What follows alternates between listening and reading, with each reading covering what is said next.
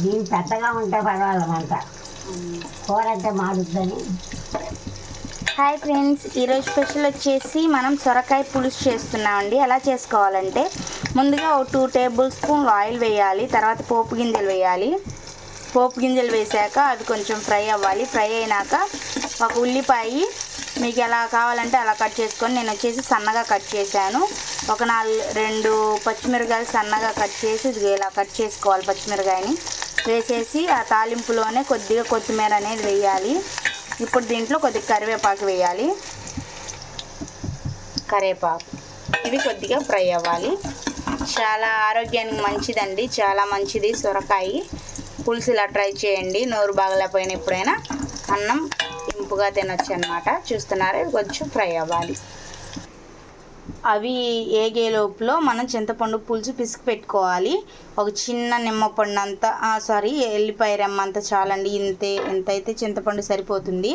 దాన్ని బాగా చక్కగా పులుసు పిండాలి. ఆ చింతపండు నానబెట్టేటప్పుడే టమాటా, ఒక చిన్న సైజు టమాటా తీసుకొని ఆ పులుసులోనే కట్ చేసి నానబెట్టాలి. అవి రెండు బాగా మెత్తగా గుజ్జులాగా పిసికి ఇది చూస్తున్నారా, ఇలా వాటర్ పోసి పక్కన పెట్టుకోవాలి.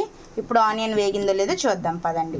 ఆనియన్ ఇలా ఫ్రై అయితే సరిపోతుంది. ఇప్పుడు మనం ముందుగా కట్ చేసి పెట్టుకున్న సొరకాయ ముక్కలు వీటిలో వేసేద్దాం. పులుసుకు వచ్చేసి కొంచెం లావు తరుక్కున్నా ఏం కాదండి. నేను వచ్చేసి కొంచెం సన్నగా తరిగాను అనమాట. పులుసుకి కొంచెం లావు ఉంటేనే బాగుంటాయి ముక్కలు. మీరు చూసి కొంచెం కట్ చేసుకోండి.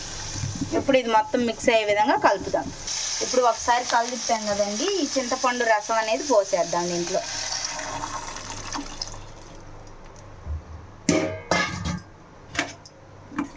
ఒకసారి కలుపుదాం.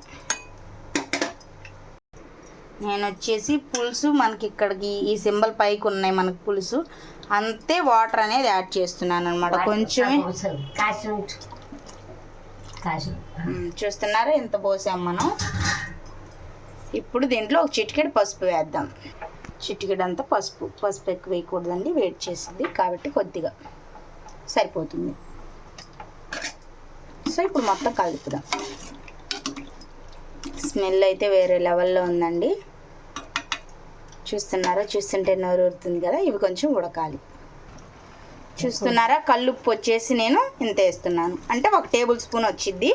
మీకు రసాన్ని చూసి తగినంత సాల్ట్ అనేది యాడ్ చేసుకోండి. ఎందుకంటే ఉప్పు కసం అయితే తినలేం కదా, కొంచెం తక్కువైనా మనం తినొచ్చు. నా ఛానల్ కనుక మొదటిసారి చూస్తున్నట్లయితే లైక్ చేయండి, షేర్ చేయండి, సబ్స్క్రైబ్ చేయండి ఫ్రెండ్స్. ఇప్పుడు మొత్తం ఉప్పు ఒకసారి మొత్తం మిక్స్ అయ్యే విధంగా ఒకసారి కలిపాను.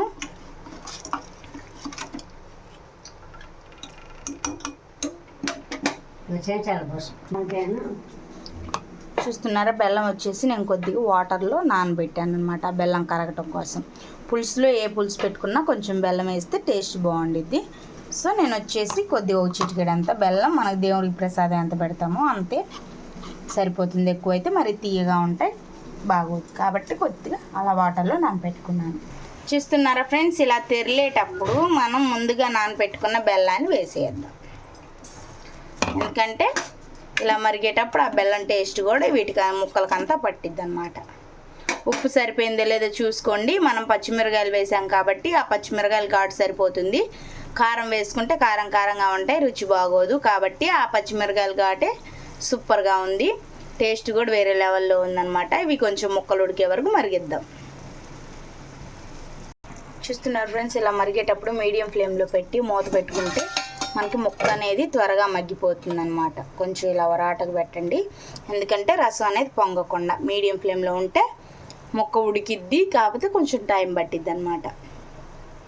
స్మెల్ కూడా బయటికి వెళ్ళిపోకుండా స్మెల్ కూడా కొంచెం లోపల ఉండిద్ది అనమాట. మొత్తం మూత తీసామనుకో స్మెల్ అంతా పోద్ది అనమాట. అందుకని సో ఇలా ఉండాలన్నమాట.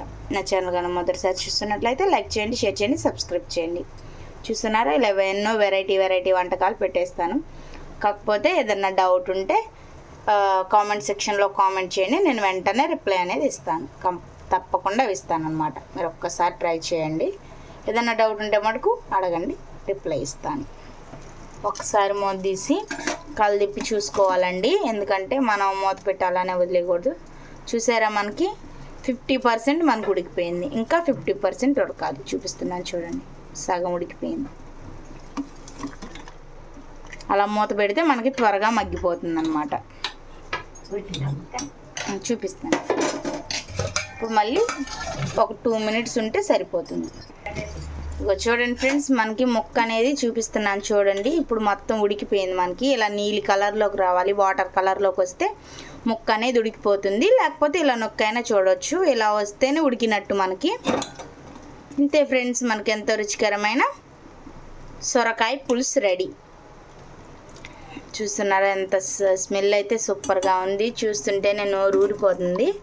చాలా బాగుండిద్ది. సైడ్ డిష్గా లేకపోతే సైడ్ డిష్గా అయినా పనికొచ్చిద్ది, లేకపోతే మామూలుగా అయినా తినచ్చు. చాలా అంటే చాలా బాగుండిద్ది. ఎంతో ఆరోగ్యకరం, ఎంతో టేస్టీ, సూపర్ టేస్టీ, వేరే లెవెల్లో ఉంది టేస్ట్ మటుకు. చాలా బాగుంది. నా ఛానల్ కనుక మొదటిసారి చూస్తున్నట్లయితే లైక్ చేయండి, షేర్ చేయండి, సబ్స్క్రైబ్ చేయండి ఫ్రెండ్స్. Bye friends. రేపు మళ్ళీ వేరే మళ్ళీ కలుస్తాం.